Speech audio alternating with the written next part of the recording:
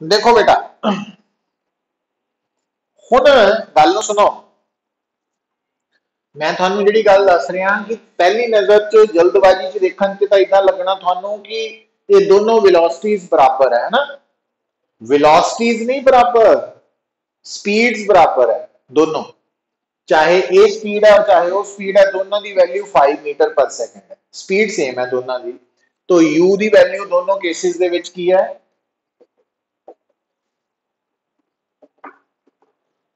पर वेलोसिटी च फर्क है। एक क्लीयर करना थोड़े लिए जरूरी है। दूजी गल बेटा, दोनों की होरिजोंटल रेंज की है पुत्र, दोनों की होरिजोंटल रेंज सेम आ रही है ना। अच्छा हुण थानू कल की गल याद होएगी कि अगर थानू इनिशियल वेलोसिटी दे रेक्टेंगुलर कंपोनेंट्स पता वा तां तुसी angle of projection with horizontal दस सकते हैं ना। तो इस अकॉर्डिंगली आ 3 है पुत्र और आ 4 है, और ये अकॉर्डिंगली आ 4 है और आ 3 है। हुण आ थीटा कितना पुत्र, टैन थीटा परपेंडिकुलर, तो थीटा आ जाएगा 53 डिग्री है ना। और इस केस दे विच टैन थीटा, तो थीटा आ जाएगा 37 डिग्री। हुण इंटरेस्टिंग गल और रिजल्ट भूलियो ना पुत्र, वो की है, वो रिजल्ट ये है कि तुसी नोट की कर रहे हैं। एक तो न्यूमेरिकल हो गया, दूसरा वो जो ओदा कंक्लूजन की निकलिया कि अगर थोड़े सामने दो एंगुलर प्रोजेक्टाइल्स है, अगर थोड़े सामने दो एंगुलर प्रोजेक्टाइल्स है, दोनों दी इनिशियल स्पीड सेम है, दोनों दी इनिशियल स्पीड सेम है, वेलोसिटी नहीं मैं कह रहा, दोनों दी इनिशियल स्पीड सेम है, पर दोनों दे एंगल्स ऑफ प्रोजेक्शन डिफरेंट है, डिफरेंट है ना। पर इंटरेस्टिंग गल देखो कि दोनों दी एंगल्स जेडे डिफरेंट है, उन्हें डिफरेंट एंगल्स का जेड़ा सम है, सम वो 90 डिग्री आ रहा है, वो 90 डिग्री आ रहा है, 53 प्लस 37 डिग्री। मतलब ये कि अगर थोड़े सामने, मतलब ये इस डिस्कशन का जेड़ा बेसिक रिजल्ट निकल रहा है, जेड़ा अगे बड़ा इंपॉर्टेंट रोल प्ले करने वाला वो की है कि अगर थोड़े सामने दो प्रोजेक्टाइल्स है, दोनों प्रोजेक्टाइल्स जेडे एंगुलर है, दोनों दी इनिशियल स्पीड सेम है, पर दोनों दे एंगल्स ऑफ प्रोजेक्शंस डिफरेंट है। पर जे दोनों दे एंगल्स ऑफ प्रोजेक्शंस का सम 90 डिग्री होए ना, तो असी बिना कैलकुलेशन ही दस सकते हैं कि दोनों दी हॉरिजॉन्टल रेंज बराबर होएगी, सेम होएगी। तो ये पॉइंट याद रखना, ठीक है।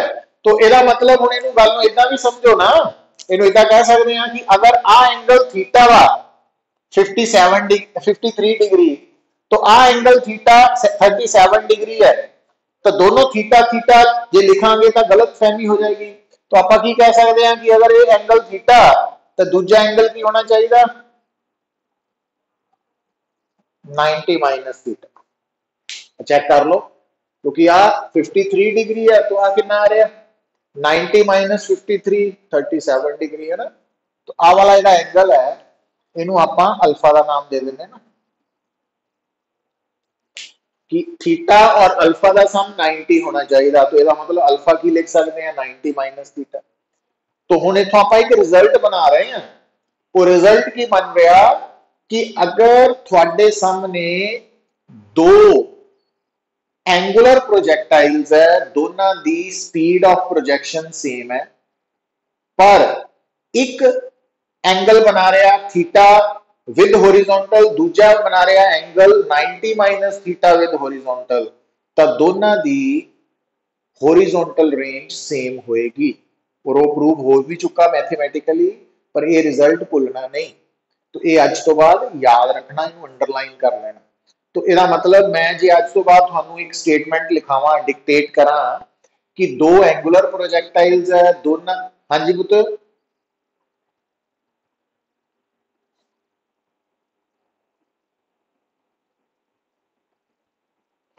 तो अगर थोड़े सामने मैं ये स्टेटमेंट बोला, ये स्टेटमेंट बड़ी बारी थोड़े सामने आनी है, इनू भूलियो ना, बहुत बार ये स्टेटमेंट आनी है कि दो प्रोजेक्टाइल्स एंगुलर, दोनों की स्पीड ऑफ प्रोजेक्शन सेम है, पर दोनों की रेंज सेम है। दोनों की रेंज सेम का मतलब, होरिजोनटल रेंज सेम का मतलब भी एक दा एंगल होरिजोनटल नाल थीटा वा ते दूसरे का angle with horizontal 90 minus theta वा, है ना। तो वो गल याद रखनी है तुसी, मतलब ये नहीं कहना भी ये दसिया नहीं सानू, तो ये बारे मैं थानू डिटेल च दस रहा, तो ये नोट कर लेनी गल भी सानू पता नहीं लगा स्टेटमेंट का, वो ये गल्लां याद रहनगियां तो स्टेटमेंट समझ आएगी, नहीं तो प्रॉब्लम आएगी। तो हुण तुसी की नोट किया पुत्र कि अगर मतलब ये ओवरऑल डिस्कशन जी आप खत्म कर सकते हैं, वो की है कि अगर अज तो बाद मेरे सामने स्टेटमेंट च किया जाए कि दो एंगुलर प्रोजेक्टाइल्स है, दोनों की स्पीड ऑफ प्रोजेक्शन सेम है, पर दोनों के जिहड़े एंगल्स ऑफ प्रोजेक्शन है विद होरिजोनटल, उन्हों का सम 90 डिग्री है, तो दोनों की होरिजोनटल रेंज सेम होएगी। पर दोनों की टाइम ऑफ फ्लाइट सेम नहीं होना। क्यों नहीं होना? क्योंकि टाइम ऑफ फ्लाइट बेटा डिपेंड करता वा यू वाई ते। तो ਇਹਦੇ ਲਈ uy4 है और ਇਹਦੇ ਲਈ uy3 है, तो ਇਹਦਾ मतलब दोनों का टाइम ऑफ फ्लाइट डिफरेंट होना। ठीक है, तो ये रिजल्ट आज तो बाद भुलना नहीं है। प्लस हुण अगली गल दसन लगा पुत्र मैं, तो इत्थे तक किसी को कोई डाउट?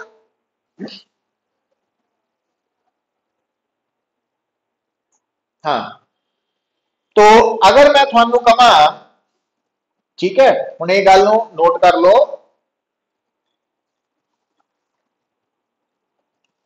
आ देखो, तो इनू आप एक डायग्राम सम अप कर सकते हैं कि आ बेटा थोड़े सामने है हॉरिजॉन्टल लाइन, वर्टिकल लाइन, तो आ है यू और आ एंगल है थीटा, और आ है बेटा यू, ये दूसरा प्रोजेक्टाइल है, और आ एंगल है 90 माइनस थीटा, है ना। तो अगर एक थीटा दूजा 90 माइनस थीटा, तो इन्हां दोनों की स्पीड ऑफ प्रोजेक्शन सेम है, तो एक दा एंगल ऑफ प्रोजेक्शन थीटा, दूजे दा 90 माइनस थीटा। हुणे की दसिया दोनों की रेंज सेम होएगी, तो बस फर्क ये होएगा भी इदां गिरेगा आगे। तो एक दी रेंज आ वाली रेंज है ना, दूसरे दी आ वाली है ना, तो इहदे च तुसीं साफ देख रहे हैं कि रेंज सेम है, बट इनू जल्दी पहुंचेगा और ये थोड़ा देर लगा के पहुंचेगा, तो दोनों का टाइम ऑफ फ्लाइट फर्क होएगा, अदरवाइज सेम होएगा। अच्छा, एक तो ये याद रख लेना कि ये रेंज दोनों की R1 ते R2, ये रेंज सेम है दोनों की। दूसरा बेटा अगली गल इनू इदा भी समझ सकते हैं तुसीं, इसे डायग्राम नू तुसीं दोबारा ड्रॉ कर लेना, क्योंकि ये MCQ च आ जाता क्वेश्चन। तो आ ना मैं ब्लैक कलर की बाइसेक्टर ड्रॉ करता, तो आ एंगल थोड़ा 45 डिग्री है, तो अंडरस्टूड है, आ भी 45 ही होना। हुण मैं थोड़े सामने बेटा आ डायग्राम बना रहा, आ देखो कि आ मैं अगर शो करा यू, सो अगर मैं आ वाला एंगल हॉरिजॉन्टल नाल लेना थीटा, है ना, तो आ वाला थीटा वा, तो आ एंगल कितना होएगा? तो चलो इनू अगर आप अल्फा कह दें, तो अगर इनू अल्फा कह दें इदा मान लो, तो अगर आ वाला एंगल अल्फा है बाइसेक्टर दे नाल, ता आ वाला एंगल थीटा के बराबर होएगा, इनू थीटा ना कहिए, इनू की कहांगे फिर?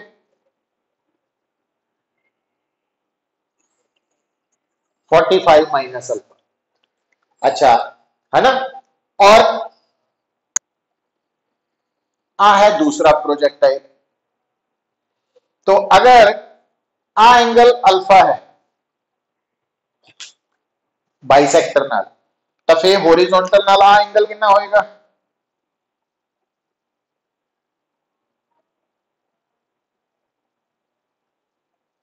तो आ 45 है, तो आ वाला एंगल अगर अल्फा है तो टोटल आ एंगल कितना हो गया?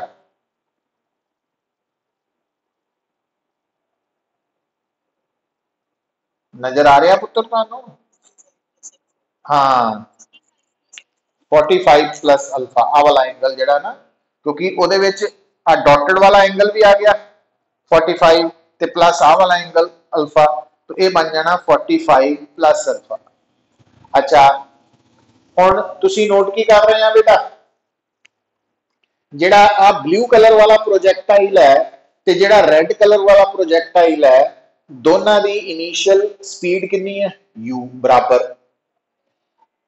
एक दा एंगल विद होरिजोनटल की है 45 माइनस अल्फा, दूजे का 45 प्लस अल्फा, और दोनों के एंगल्स का सम करके देखो कितना आ रहा?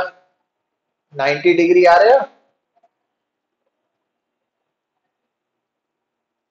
45 minus alpha plus 45 plus alpha, तो दोनों का सम 90 आ रहा ना। तो दोनों की इनिशियल स्पीड भी सेम है, यदा मतलब दोनों की रेंज सेम है, होरिजोनटल रेंज सेम है। मतलब जिदा मर्जी गल को घुमा के कर लीए कि अगर दो एंगुलर प्रोजेक्टाइल है, दोनों की initial speed of projection same है और दोनों के angles of projection with horizontal दा सम 90 है, तो उस केस च होरिजोनटल रेंज सेम होएगी। इनू भुलियो ना, इनू याद रखना वा। हुण इस तक तो नहीं कोई डाउट बेटा किसी नू? ठीक है, तो ये कंक्लूजन्स जेडे आपां डिस्कस कर रहे हैं डिटेल च, ये नाल नाल चलने हैं। तो मतलब जे कोई चाहता भी असं प्रोजेक्टाइल की हर प्रॉब्लम सॉल्व करिए तो इन्हों नाल लैके चलना पएगा रिजल्ट्स नूं। हुण फिर बेटा देखो आ गल नूं समझो कि अगर मैं थोड़े सामने आ डायग्राम ड्रॉ करा,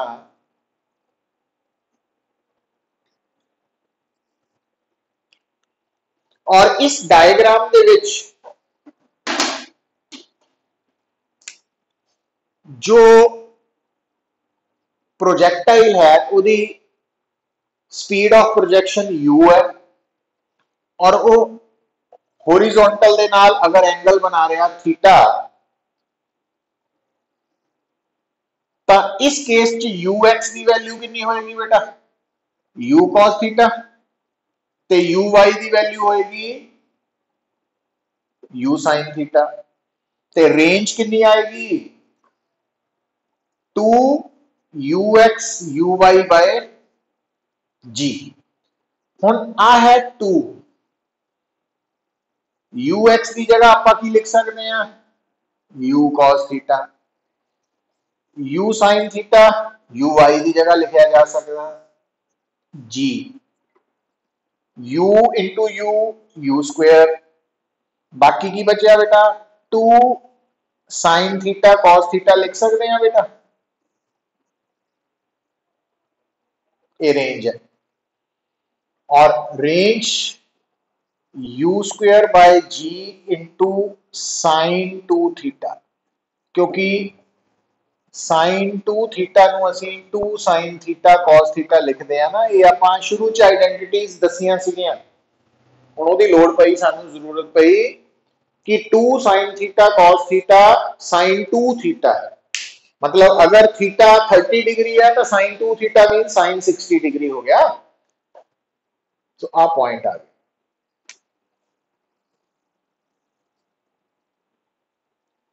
तो ए फार्मूला भी रेंज का है, ए इन टर्म्स ऑफ एंगल आ गया ना, मतलब आ रेक्टेंगुलर कंपोनेंट्स की टर्म च आ गया, ए एंगल की टर्म च आ गया रेंज।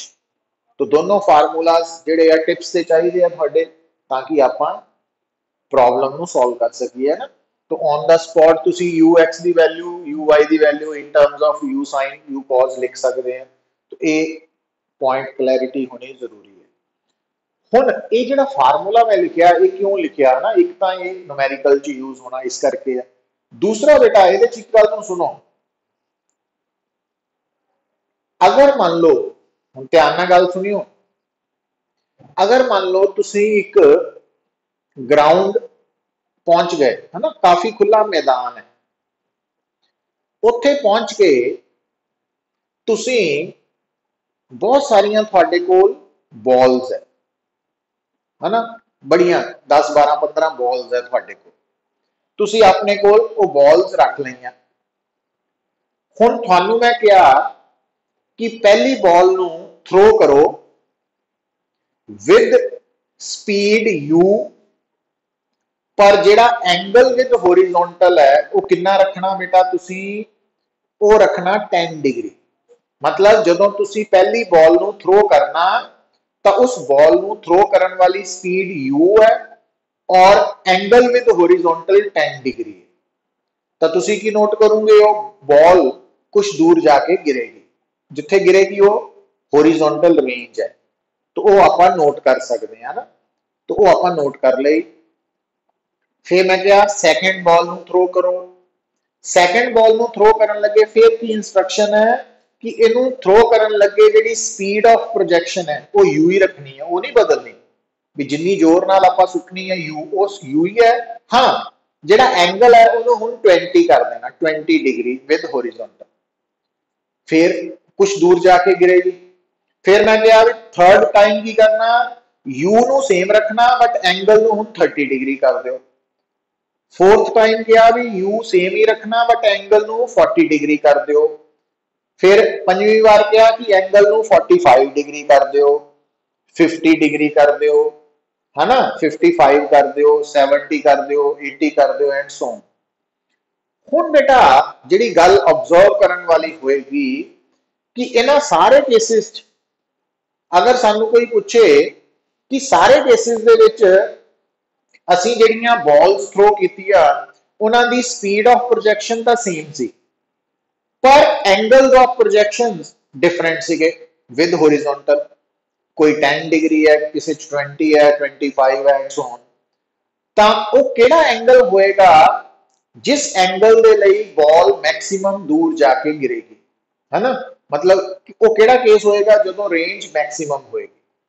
हुण उहदे लई बेटा ये आपां आंसर एक प्रैक्टिकली भी लभ सकते हैं, एक थ्योरेटिकली भी। थ्योरेटिकली आंसर की आएगा, देखो कि अगर असीं यू और जी नू चेंज नहीं करते पर असीं रेंज नू बदलना चाहते हैं, तो जिहड़ी तुहाडी रेंज है वैसे तो वो यू ते भी डिपेंड करती है, जी ते भी करती है, थीटा ते भी करती है, पर जे आपां यू और जी नू फिक्स रख के रेंज नू बदलना चाहते हैं तो इसका मतलब सानू थीटा नू चेंज करना पएगा, थीटा चेंज करना पएगा। तो हुण बेटा थानू पता होना चाहिए जदों तुसी थीटा चेंज करोगे तो 2 थीटा एंगल चेंज हो जाएगा। मतलब अगर थीटा बदलेगा तो 2 थीटा ने भी ऑटोमैटिकली बदलना, ते साइन 2 थीटा की वैल्यू भी बदलेगी। तो जदों तुसी थीटा नू बदलोगे तो साइन 2 थीटा की वैल्यू के चेंज होने नाल रेंज चेंज होएगी। हुण तुसानू ये पता होना चाहिए कि साइन कोसाइन की मैक्सिमम वैल्यू कितनी हुंदी है, +1, +1। तो अगर साइन 2 थीटा की वैल्यू +1 हो जाए, मतलब असी एंगल नू इतना सिलेक्ट करना कि साइन 2 थीटा की वैल्यू सॉल्व करन ते कितनी आए, +1। तो जदों ये टर्म +1 हो जाएगी मतलब साइन 2 थीटा की वैल्यू मैक्सिमम आएगी। तो जदों आ टर्म मैक्सिमम हो गई तो आ रेंज भी मैक्सिमम हो जाएगी, कितनी, तो आ वैल्यू मैक्सिमम होने का मतलब है उन्हें रेंज को भी मैक्सिमम कर देना फॉर गिवन वेलोसिटी। तो हुण रेंज मैक्सिमम कदों हो रही है बेटा, जदों साइन 2 थीटा मैक्सिमम है 1 के बराबर। हुण थानू पता होना चाहिए कि साइन 2 थीटा +1 का मतलब है कि साइन 90 डिग्री, क्योंकि साइन 90 ही +1 होंदा ना। तो इट मीन्स 2 थीटा 90 डिग्री तो थीटा 45 डिग्री। तो ये रिजल्ट की आया कि अगर तुसी ये थ्योरेटिकल रिजल्ट है, प्रैक्टिकल नहीं है, क्योंकि प्रैक्टिकली तो एयर रेजिस्टेंस भी आ जाती है ना, वो एक अलग कैलकुलेशन होती है। बट अगर आप सिर्फ इस लैवल ते गल कर रहे हैं +1 2 कंपीटिशन लैवल ते, तो ये थ्योरेटिकल कंसैप्ट है कि अगर बेटा तुसी प्ले ग्राउंड दे विच खड़े होके गिवन वेलोसिटी दे नाल किसी भी बॉल नूं मैक्सिमम दूर सुटना चाहते हैं तो थोड़ा एंगल ऑफ प्रोजेक्शन 45 डिग्री होना चाहिए। और ये जो कंसैप्ट है ये कौन यूज करता वा? एथलीट्स, जिदा जैवलिन थ्रो है ना, डिस्कस थ्रो है, तो ये शॉर्ट पुट है। तो ये जेडे एथलीट्स है तो वो गिवन स्पीड के नाल जदों, क्योंकि हरेक ने मैक्सिमम एनर्जी जो खर्च करके थ्रो करनी है तो वो चाहेगा कि इस वध तो वध दूर गिरे, तो वो कितना एंगल सिलेक्ट करके थ्रो करते हैं 45 डिग्री। अदरवाइज जो प्रैक्टिकली ये एंगल है वो 42 डिग्री के करीब होंगे ना जो असी एयर रेजिस्टेंस को कंसीडर करते हैं, बट वो साडा पार्ट नहीं है। तो थ्योरेटिकली आप चलना तो 45 डिग्री। मतलब अगर तुसी किसी भी बॉडी नूं, किसी भी ऑब्जेक्ट नूं गिवन स्पीड के नाल थ्रो करके मैक्सिमम दूर सुटना चाहते हैं तो थोड़ा एंगल ऑफ प्रोजेक्शन 45 डिग्री होएगा। सो ये आपां प्रूव करता रिजल्ट। और उस केस दे विच जिहड़ी रेंज आएगी वो मैक्सिमम होएगी और उन्होंने कैलकुलेट करने का फार्मूला u²/g होएगा। सो इत्थे तक बेटा किसी को कोई डाउट?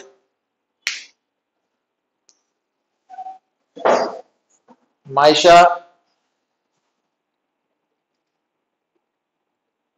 महक, खुशी, मान्या,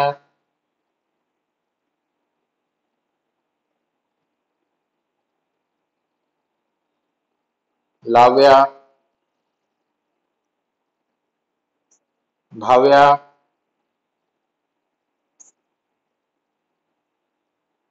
कृष्णा,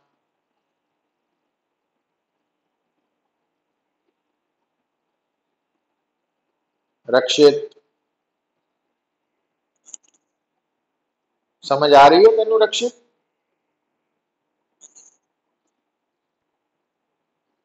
विश्व क्लियर है?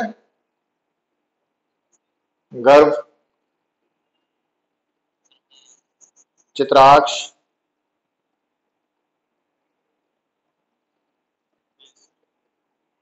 आर्यन,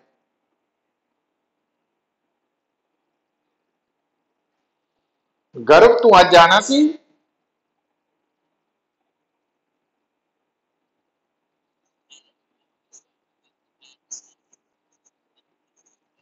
कोई गल नहीं, कोई ठीक ठीक है। तेरे एग्जाम शुरू हुए? केड़ा स्कूल है तेरा? अच्छा, उत्थे एग्जाम चल रहे?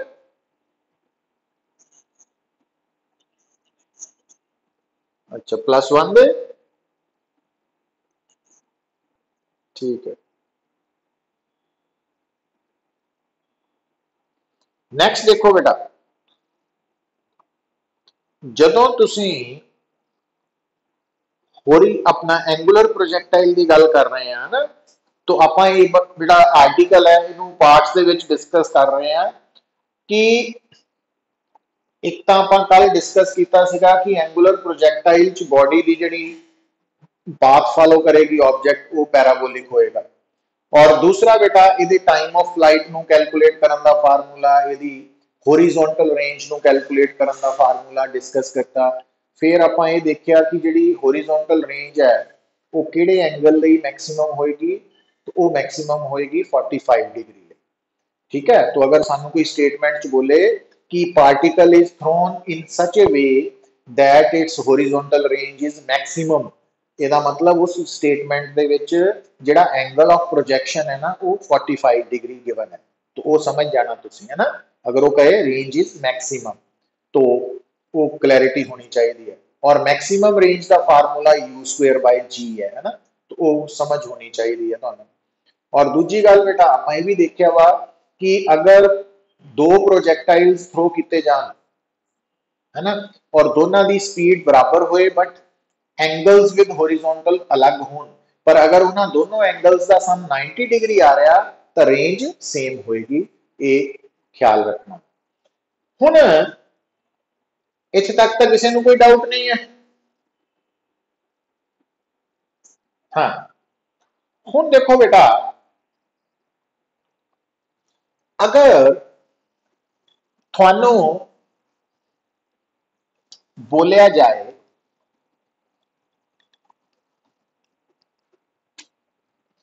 कि साडे सामने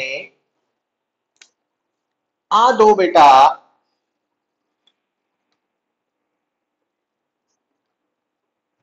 तो ये रिजल्ट्स बड़े इंपॉर्टेंट है पुत्र, इन्हू ध्यान रखना, ये न्यूमेरिकल का पार्ट बननगे, न्यूमेरिकल्स ही है एक तरह के। तो अगर थानू कोई कहे कि असी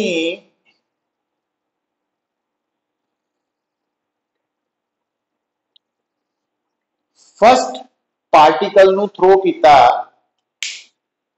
with speed u making an angle theta with horizontal, तो ओदी रेंज r है। और दूसरे पार्टिकल नू बेटा असी थ्रो किया सेकंड पार्टिकल नू विद स्पीड u, पर ओदा हॉरिजॉन्टल नाल एंगल थीटा नहीं 90 माइनस थीटा है, तो एदी रेंज कितनी होएगी, आर आर ही होएगी, है ना, ये समझ होनी चाहिए हुण इन्नी डिस्कशन तो बाद।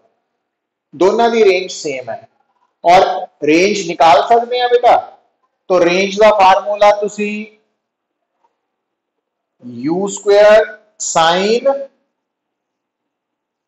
2 थीटा बाय जी, जे ए अकॉर्डिंगली लिखना तो u square sine 2 theta by g है, और ये अकॉर्डिंगली लिखना तो u square sine 2 90 minus theta by g है।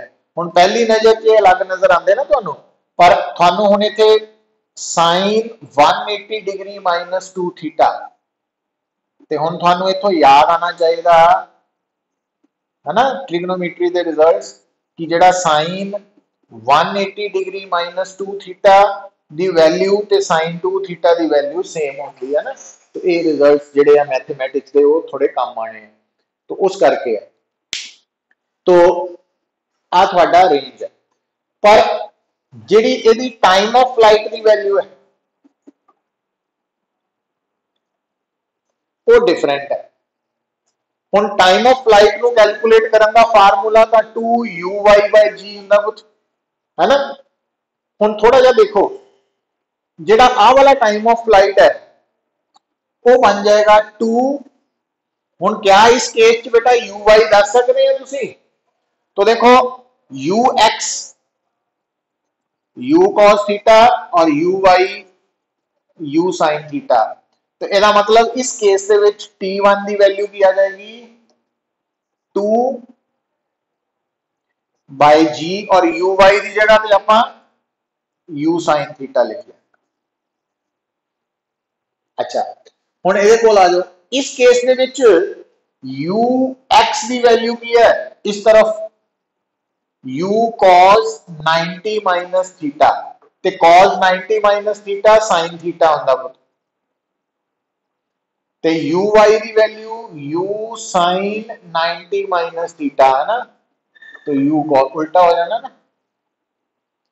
तो इस केस दे विच ux की value u cos 90 minus theta और cos 90 minus theta sin theta वा, तो इदा सॉल्व कर। तो इस केस च टाइम ऑफ फ्लाइट कितना आ जाएगा बेटा, तो फार्मूला तो आही रहना 2/g और uy की वैल्यू u cos थीटा। हुण थानू की कहेगा कि एक प्रोजैक्टाइल है जेड़ा थ्रो होया with speed u making an angle theta with horizontal, ते दूजा प्रोजैक्टाइल है जेड़ा थ्रो होया with speed u making an angle 90 minus theta with horizontal.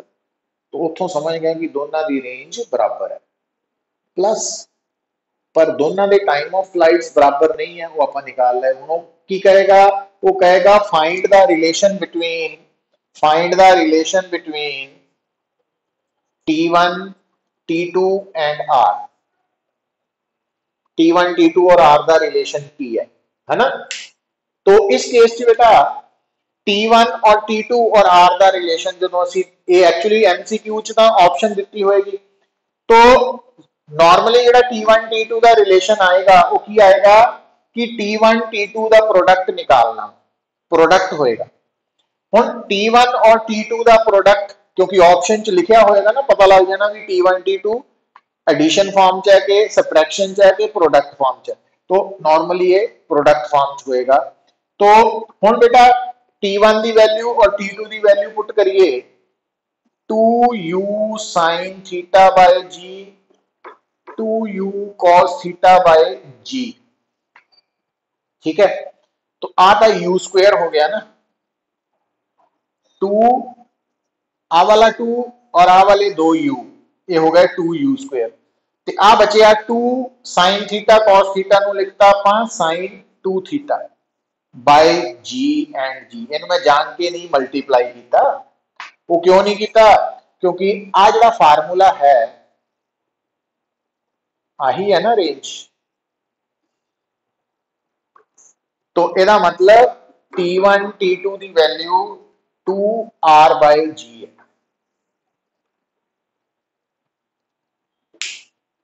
सो हुण अगर थानू इस पूरी स्टेटमेंट मिलेगी थोड़े सामने कि अगर दो प्रोजेक्टाइल्स है, दोनों की स्पीड ऑफ प्रोजेक्शन सेम है पर दोनों की angles of projection with horizontal different है, पर दोनों एंगल्स का सम 90 है, तो दोनों के टाइम ऑफ फ्लाइट्स का प्रोडक्ट देखो इन टर्म्स ऑफ रेंज।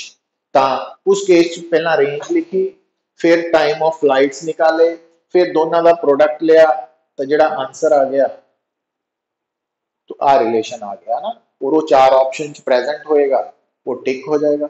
और ये ऑप्शन क्योंकि 2 और G गिवन प्लेस लिए कांस्टेंट है, तो ये option T1 T2 is directly proportional to R है, तो इस फॉर्म च भी आ सकता है। ये दोनों ऑप्शन करेक्ट है ना, ये एग्जैक्ट फॉर्म है, ये प्रोपोर्शनैलिटी फॉर्म है। तो इस तरीके नाल तुसी टिक करने। हुण इत्थे तक पहुंचने लिए सारा कुछ सानू थ्योरेटिकली जो कर रहे हैं वो याद भी होना चाहिए। सो इत्थे तक समझ आ रही है पुत्र अज?